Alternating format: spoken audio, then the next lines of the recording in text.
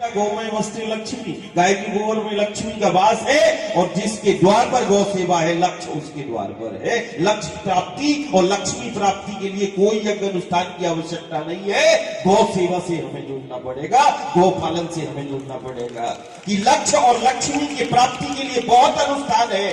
लेकिन ये भी सनातन परंपरा है कि हमने मां कहा है और शास्त्रों में लिखा है कि गाय के गोमय में गोबर में लक्ष्मी का वास बताया है। कितनी महिमा है और कितना कितना उसका वो प्रताप है कि जिस द्वार पर गौपालन हो जाए गोपाल उस द्वार पर सेवा देने के लिए आ जाएंगे।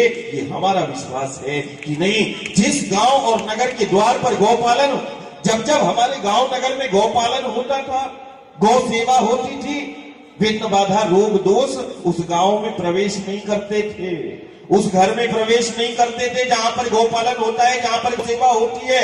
अन्य घर की अपेक्षा, अन्य गांव की अपेक्षा वो गांव, वो घर परिवार ज्यादा सुरक्षित है जहां पर गौ सेवा होती है, जहां पर गौपालन होता है, वो ज्यादा सुरक्षित है। उसका प्रतिरोधक क्षमता ज्यादा, प्रतिरक्षात्मक तंत्र ज्यादा सुदृढ़ होगा जहां पर गौ सेवा और गौपालन होगा। व्याधियां नहीं आएंगी, परेशानियां नहीं आएंगी।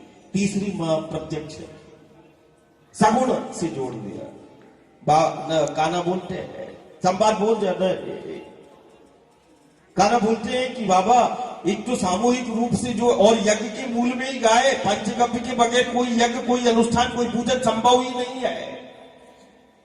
कोई भी यज्ञ जो है वो उस पंचगव्य, उस पंचगव्य के साथ ही है। पंचगव्य के बिना कोई भी यज्ञ संभव ही नहीं है, सार्थक ही नहीं है, हो ही नहीं सकता है। ये भली भांति जो है वो आचार्य जो जानते हैं कि पंचगव्य के बिना किसी भी यज्ञ और अनुष्ठान को करना ये संभव नहीं है, सार्थक नहीं होगा।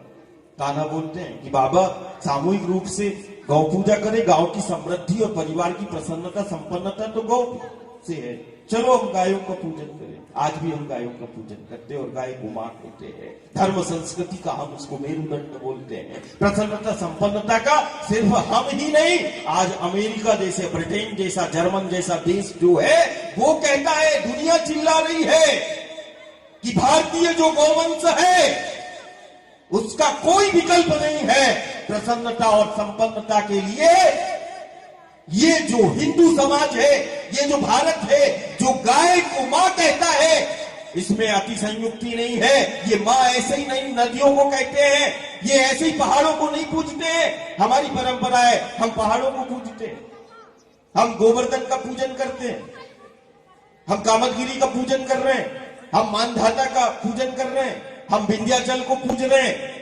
यदि हमने शिव को पूजा है तो हिमालय के अस्तित्व को भी आज महाकाल संदेश देना चाहता है। आज हरि हमसे कहना चाहता है कि वास्तविक में यदि हरि की भक्ति में हम लीन है, यदि शिव की भक्ति में हम लीन है, तो हमारा शिव ही कहता है, हमारा हरि ही हमसे कहता है कि तुम हिमालय के लिए खड़े हो जाओ, तो गंगा के लिए खड़ा हो जाए, कोई नर्मदा के लिए खड़ा हो जाए। ये महाकाल स्वयं चाहते हैं, ये हरि हमारा स्वयं चाहता है कि देह से जिसको हमने प्राकट्य किया है और जीवन बन के जो ये शक्ति को हमने निकाला है, वास्तविक में हर एक व्यक्ति जो है उस शक्ति के लिए खड़ा हो जाए, जिसको नर्मदा कहते, जिसको गंगा कहते। शिव और हरि की और हर की भक्ति सार्थक हो जाएगी। ये भक्ति तब तक सार्थक नहीं होगी, ये पूजा हमारी स्वीकार नहीं होगी। क्यों? कारण हम अनवरत दिन पर दिन, प्रतिदिन जो है हम पूजा पाठ करते हैं, उसके बावजूद भी घर परिवार में परेशानियां, व्याधियां, विघ्न बाधा, संकट, रोग दोष ये गांव नगर में, घर परिवार में स्थायी है। और यदि पूजा यदि स्वीकार हो जाए तो वो विघ्न बाधा और समस्याओं का अंत हो जाना चाहिए। समस्याएं जो है गांव नगर से दूर हो जाना चाहिए। लेकिन वो गांव नगर में समस्याएं 10 की 10 बनी हुई है, इसका मतलब हमारा पूजन जो है वो स्वीकार नहीं हो रहा है। हरि हमारी सेवा को नहीं ले सकते, शिव हमारी सेवा को नहीं ले सकते हैं, कारण हमने नर्मदा और गंगा को छोड़ दिया, हरि की उस यमुना मैया को छोड़ दिया, कृष्ण की यमुना को छोड़ दिया, राम की गंगा को छोड़ दिया,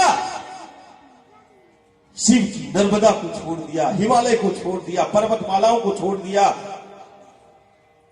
दूध को दोहा है और गौ माता को कटने के लिए छोड़ दिया है। कैसे गोपाल की कृपा होगी, कैसे कृपा होगी, ये यज्ञ कैसे सफल होगा। हमें आज इस बात पर चिंतन करना पड़ेगा कि यज्ञ सफल हो, यज्ञ सार्थक हो जाए, यज्ञ जो है वो आनंद को प्रकट कर दे, यज्ञ जो है हमारे गांव नगर और परिवार को उत्सव को प्रकट कर दे। तो वहां पे कान्हा बोलते कि देखो बाबा, ये हमारे गांव के समीप में जो पर्वत है, ये हमारी गायों को आहार भी देता है और अच्छे मौसम के लिए, अच्छी बारिश में, यदि सबसे, आज विज्ञान भी बोलता है, सिर्फ विज्ञान नहीं, विज्ञान बोलता है अच्छी बारिश। आज मौसम, पढ़े लिखे बुद्धिजीवी बैठे हैं, आज मौसम कहां से बनता? सागर से बनता। सागर से इतनी रफ्तार से मौसम आ रहा है, बन गया है। बताओ कितना शर्मनाक है। हम समझ ही नहीं पा रहे कि हम क्या सुन रहे हैं। सागर से मौसम बन रहा है, सागर से इतनी तीव्रता से तूफान उठा है, मौसम उठा है और वो अमुक अमुक प्रांत की ओर जो है वो निकल पड़ा है। अरे सागर से मौसम बन रहा है, इसका मतलब कितनी विसंगतियां हो गई, कितना दोहन हो गया, कितना हमने प्रकृति के साथ छेड़खानी कर ली, सागर से बनने लगा। अरे मौसम तो विंध्याचल से बनता था, सतपुड़ा से बनता था, वन और उपवनों से बनता था, जंगलों से बनता था विंध्याचल और सतपुड़ा। अरे मौसम तो गोवर्धन और कामदगिरी के उस परिक्षेत्र से बन जाता था। और जब कामदगिरी और गोवर्धन मौसम को बनाते थे, अच्छी बारिश में सबसे ज्यादा योगदान पर्वतमालाओं का है। कान्हा वहां बोलते कि बाबा, अच्छी बारिश के लिए तो हमारे समीप का ये गोवर्धन जो है वो ज्यादा योगदान दे रहा है, और जो ज्यादा योगदान दे रहा है उसका बाबा पूजन करते हैं। गोवर्धन की महिमा को बता दिया। बात सिर्फ इतनी नहीं है कि एक छिपली पर जो है गोवर्धन को उठा लिया, इसका मतलब क्या है? हम बहुत चित्र में देखते हैं, ऐसा ऐसा उठाया है, नीचे उस पर्वत के नीचे पूरे गांव को बुलाया है। क्या मतलब हुआ इसका? पर्वत के नीचे जो है सबको खड़ा कर दिया, क्या मतलब है इसका? उठाकर बता दिया। वहां पर हरि का एक चिंतन रहा और आज भी हमारी परंपरा बन गई कि नहीं, हम गोवर्धन को पूजते हैं, आज भी गोवर्धन की परिक्रमा करते हैं। क्यों गोवर्धन पर्वतों से जोड़ा मेरे हरि ने? हमें चिंतन करना पड़ेगा, क्यों कामदगिरी से प्रार्थना की मेरे राम ने? और जब सीता मैया का हरण हुआ तो क्यों एक एक वनस्पति से, शाखाओं से, सबसे पूछा, क्या तुमने मेरी सीता को देखा है? प्रकृति के साथ संवाद को स्थापित करने वाला मेरा राम ही है, जो वृक्षों से, लताओं से संवाद करता है, वो मेरा परमात्मा है, प्रत्यक्ष सगुण है। हमारा सिर्फ इतना ही है कि इस व्यासपीठ से आज ऐसा संकल्प हो जाए कि ये यज्ञ हमारी कामना है। और हम यही नर्मदा मैया से प्रार्थना करते हैं कि नहीं, जो घर परिवार ने बड़ी आस्था और श्रद्धा के साथ इस ज्ञान यज्ञ में जो शामिल हुआ है, वो एक एक घर में प्रसन्नता और संपन्नता उसके द्वार पर जाए, ऐसा हम नर्मदा मैया से प्रार्थना करते हैं। जीवन सार्थक हो जाएगा यदि हमने उस माँ के द्वार पर जो है हम सेवा के लिए खड़े हुए। अभी पिछली पूर्णिमा में हमने होशंगाबाद को हम आज यहाँ व्यासपीठ से, और कहते व्यासपीठ जब साक्षी है, व्यास नारायण को साक्षी मान के हम आज सबको आह्वान करते हैं कि डॉक्टर यदि बोलता है स्वस्थ रहने के लिए 2 किलोमीटर चलो, वो भले जीवन में कभी नहीं चला और डॉक्टर ने बोल दिया है कि